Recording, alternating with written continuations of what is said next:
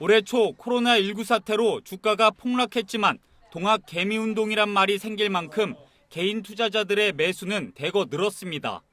글로벌 금융위기 이후로 이렇게 주가가 급락하는 시기에 저가 매수를 해두면 상당히 괜찮은 수익률을 거둘 수 있다라는 경험들을 이제 수차례 축적을 해왔단 말이에요. 공격적으로 이러한 저가 매수 기회를 활용하겠다. 청와대도 개인 투자자에게 지지를 보냈습니다. 문재인 대통령은 이번 금융세제 개편안은 주식시장을 위축시키거나 개인 투자자들의 의욕을 꺾는 방식이 아니어야 한다고 말했습니다. 코로나로 어려운 시기에 주식시장을 떠받쳐온 동력인 개인 투자자들을 응원하고 정부는 금융투자소득에 대한 과세 도입 시기를 2023년으로 확정지었고 양도소득세 연간 공제 범위도 당초 2천만 원에서 5천만 원으로 확대했습니다. 이런 분위기 속에서 이른바 동학개미들은 빚을 내 투자하는 모습을 보이고 있습니다. 주식을 사기 위해 증권사에서 돈을 빌린 신용융자 잔고가 최근 14조 원을 넘어서며 역대 최고치를 기록한 겁니다. 많이 오른 주식은 장기 추세와는 상관없이 언제든지 꽤 큰 폭의 조정은 나타날 수 있는 건데 외상을 가지고 주식을 들고 있다 그러면 그런 조정 국면이 왔을 때 버티지 못하기 때문에 수익률을 높이기가 저는 힘든 거 아닌가. 현 주식시장은 예외적인 상황. 묻지마식 투자는 경계하고 분산 투자를 강조했습니다. 바이오주에 대한 이제 관심도가 높은 것은 사실은 어떻게 보면 굉장히 자연스러운 현상이라고 볼 수가 있습니다. 이제 기업 실적이 실질적으로 개선될 가능성이 얼마나 있는지를 합리적으로 이렇게 평가해 보시는 자세는 반드시 필요하다고 볼 수가 있고요. 이렇게 성장주가 올라가고 단기간에 코스피가 40% 이상 급등하고 이거는 최근 10년 내에 없었어요. 내가 가지고 있는 주식이 배당이라도 주는지 이런 것들 한번 살펴보시라는 조언을 드리고 싶습니다. 전문가들은 매수 시점을 분산해 위험을 관리해야 한다고도 조언했습니다. 연합뉴스TV 조한대입니다. 한국거래소 금시장의 올해 첫 거래일 종가는 그램당 56,860원. 하지만 지난달 28일 종가는 8만 원을 뚫었습니다. 40% 넘게 뛴 건데 같은 기간 코로나 사태로 급등락을 보인 끝에 4%대를 기록한 코스피 상승률의 10배 수준입니다. 해외 상황도 마찬가지입니다.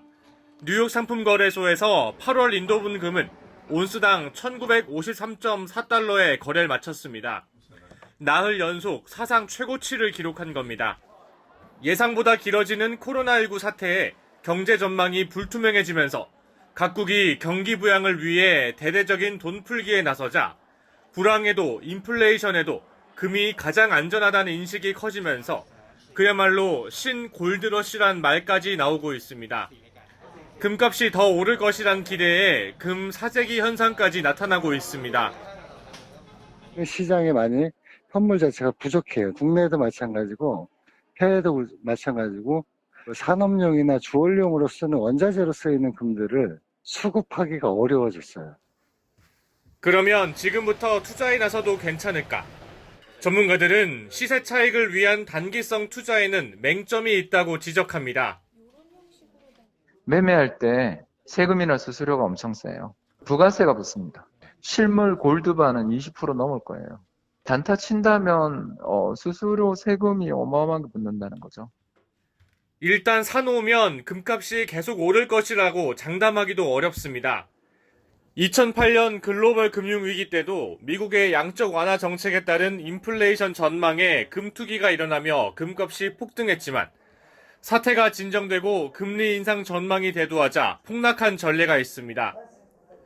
글로벌 투자은행들이 보는 금값의 정점은 JP모건 체이스와 골드만삭스가 온스당 2,000달러, 뱅크 오브 아메리카가 2,296달러 선입니다. 이대로라면 현재 가격은 정점에 거의 다가선 셈입니다. 불안한 시기마다 대한투자처로 떠오르는 금시장. 단기 차익을 노리기보단 포트폴리오 다각화 차원에서 장기적으로 보유하는 게 현명하다는 분석입니다. 연합뉴스TV 최덕재입니다. 30대 초반 직장인 A씨는 지난해 말 경기도 고양시 일산구에 아파트 한 채를 샀습니다. 들어간 A씨의 돈은 1억 원뿐. 나머지 3억 원은 전세를 받아 조달했습니다. 이른바 갭 투자였습니다. 7개월 뒤 아파트 호가는 5억 8천만 원까지 뛰었습니다. 1억 원을 투자해 반년 만에 1억 8천만 원을 번 셈입니다. 서울의 아파트 값이 급등해 투자가 쉽지 않자 갭 투자 열풍은 이렇게 신도시까지 번졌습니다.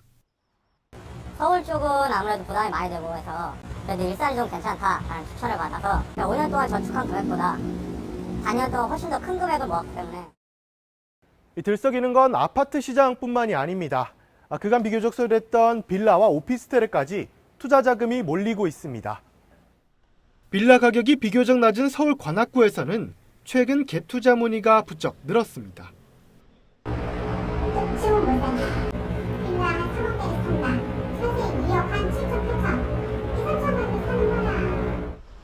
반면 강남권엔 빌라 갭 투자 자체가 실종됐습니다. 이 지역은 빌라값도 이미 아파트처럼 급등하는 바람에 전세를 끼고서도 사기 힘든 상황이 벌어진 겁니다. 빌라는 갭 투자 문의가 거의 없어졌어요. 가격이 너무 올라서 갭 투자를 할 수가 없어요. 깐깐해진 대출 규제를 피하기 위해 신혼부부가 혼인신고를 미룬 뒤 한쪽이 전세자금을 대출받아 집을 사는 사례도 나오고 있습니다.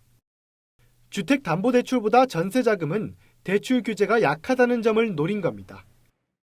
이제 못 사면 영원히 못 산다. 이런 공포에 의한 패닉바잉이 일어나는 것 같습니다. 정부의 규제가 더 강해질 가능성이 높기 때문에 지금 뭐 이렇게 막 매수에 뛰어들고 하는 것들은 뭐 위험할 가능성이 상당히 높아 보입니다. 사는 곳이 아니라 사는 것이 돼버린 집. 부동산 투자 열풍은 세대와 종류를 가리지 않고 몰아치고 있습니다. 연합뉴스TV 소재영입니다.